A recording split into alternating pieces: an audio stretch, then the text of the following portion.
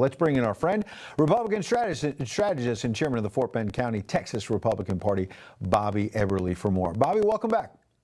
Hey, Ed, great to be here. Thanks. Ed Martin doesn't mess around. I had him on a couple of nights ago. He was the acting U.S. attorney in Washington. He was getting so much done and leading so many big investigations that the Democrats didn't want him to be the permanent guy, and some rhino Republicans didn't either. So now he's been moved inside the White House. He says he's got this whistleblower who may blow the lid off what was really going on inside the Biden White House. What are your thoughts tonight?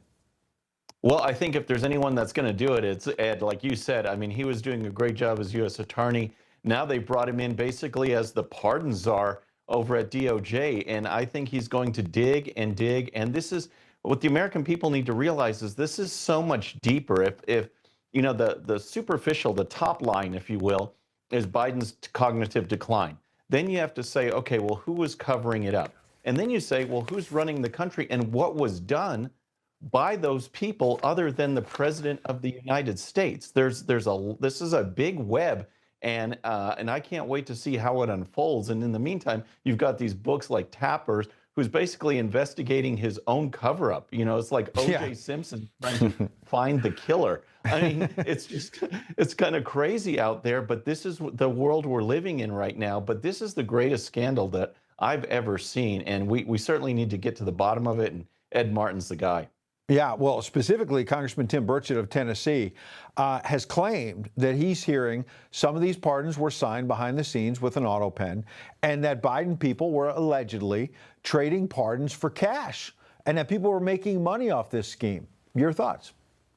Well, you know, you talk about the Biden crime family. The crime family extends apparently to this inner circle, you know, the Clains and the Dunns and all of these people and these senior staffers. I would not be surprised, based on the ethics in that atmosphere, in that ecosystem of the Biden crime family, that people were doing this. And if Biden is checked out, if he's not in control, then you have other people that are running the country that weren't elected, and they could have dubious reasons for doing these things. So, you know, if any investigation, we didn't see it in Benghazi, we didn't see it in all these others, people need to go to jail. I think that will really reassure the American public that if you do break the law, you're going to have consequences. Yeah, and I want to know what Kla Harris knew and when she knew it, because she came forward after her report and insisted Joe Biden's just fine and everything else. What did she know about this auto pen and all these matters? She didn't get into the White House, and neither did Hillary Clinton. She's a two-time loser.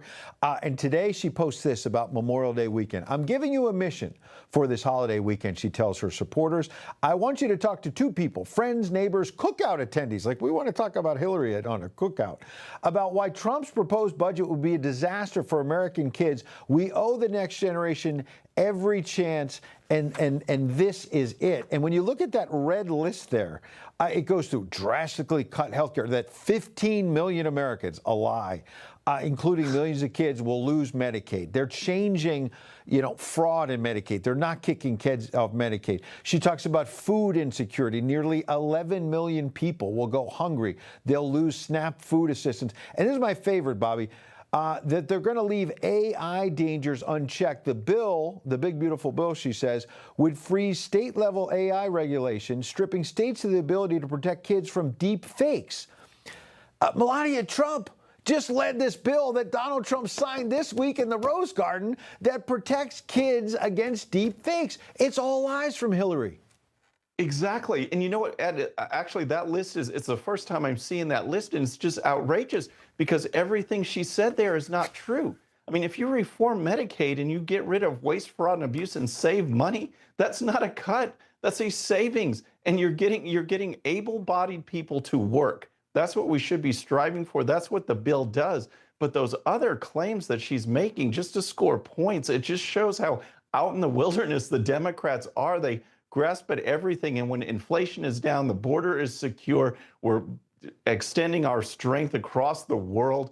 That's what the American people are seeing. And that's why you have a poll last week that showed Trump at 55%.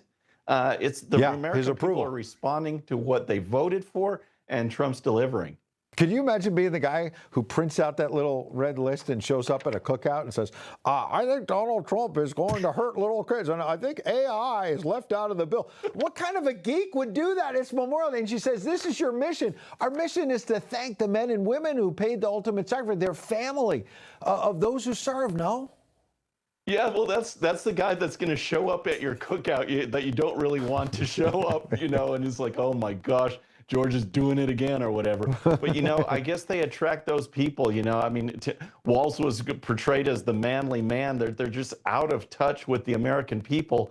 And of all weekends to do this, it just doesn't make sense. Trump is popular. He's delivering. And Ed, you nailed it. I mean, those guys are lost. Yeah, it'd be the guy who shows up with the jean shorts and the big white tube socks and the boat shoes. That's the guy you don't want at your cookout. Bobby, I hope you and your family have a wonderful Memorial Day weekend. Thanks for coming in.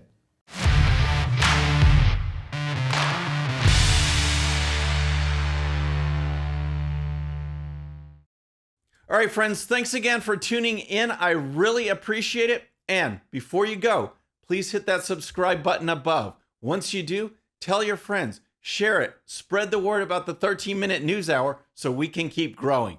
And for more great content, check out these videos right here, and I'll see you next time.